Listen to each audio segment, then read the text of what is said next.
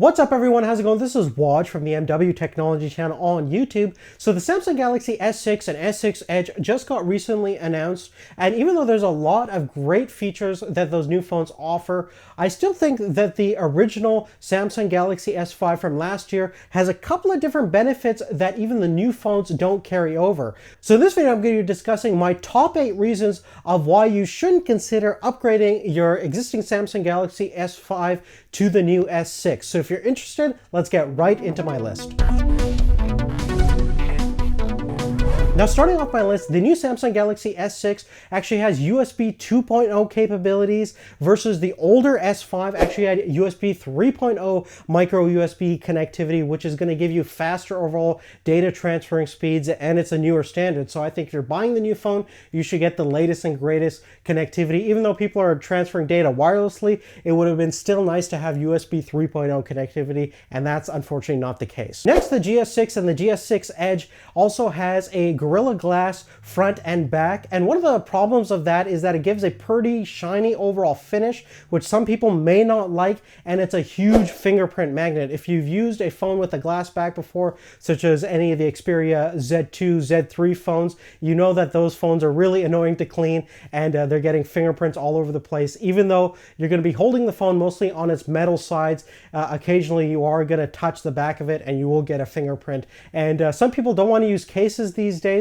and for me, I like to not use cases at all. I like to just hold the phone as is, and they're pretty durable enough to do so. But it's going to really suck having to clean the back of the phone all the time because of that glass back. Next up, the Samsung Galaxy S5 was actually officially certified for IP67 certification, so it's both dust and water resistant up to 1 meter deep for 30 seconds, versus the new phone does not have that official certification, so I'd definitely be a little careful about dropping that thing in a puddle of water. Moving forward, the new Samsung Galaxy S6 and the S6 Edge have actually a smaller battery than the Samsung Galaxy S5. This has a 2800 milliamp hour battery versus the new standard S6 has a 2550 milliamp hour battery, and the Edge is about 50 milliamp hours more of 2600 milliamp hours. And that's certainly upsetting because that Quad HD resolution screen that the new phone has will certainly be a little bit more power hungry than the full HD screen that we have on the Samsung Galaxy S5. So in terms of battery life, I'm not exactly sure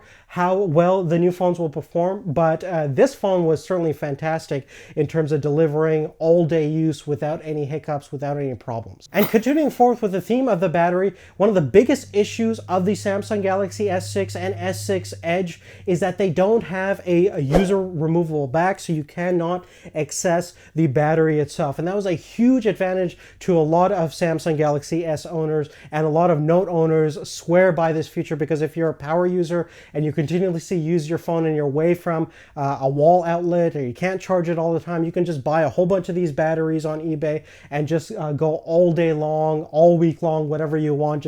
Just exchange the battery and keep going. No need to charge or anything like that. So that was a huge advantages of the Samsung phones, and unfortunately the new phones do not carry that staple feature that we found in pretty much every other Samsung Galaxy lineup of smartphones. Furthermore, another big downfall on the new phones is that they do not have user expandable memory, so no micro SD expansion slot.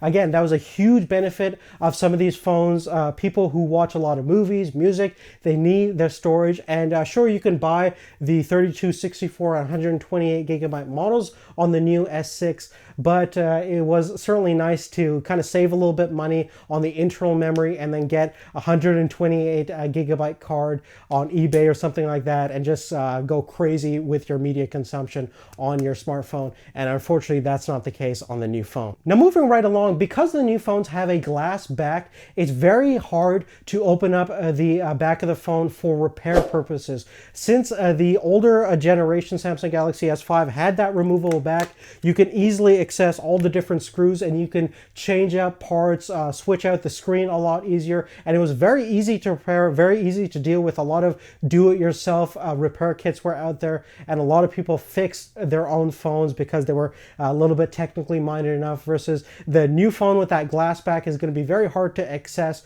and certainly a little bit more difficult to repair. Now, last but not least, even though the new Samsung Galaxy S6 has a couple of improvements in terms of the front-facing camera is a lot more higher resolution and wider in terms of its field of view, I think the rear-facing camera on the GS5 was very similar to the new GS6. And certainly in terms of specification, they're using the exact same sensor of 16 megapixels, same video capturing capabilities, with the only exception that you'll have a little bit better low-light capabilities on the new phone with that new f1.8 maximum aperture, and it'll have optical stabilization, which is definitely nice for both photos and videos. But in terms of raw image quality, which most people are after, there won't be a night and day difference. And it would have been nice to see a major difference between the rear-facing cameras moving from the S5 to the S6, but unfortunately that's not really the case.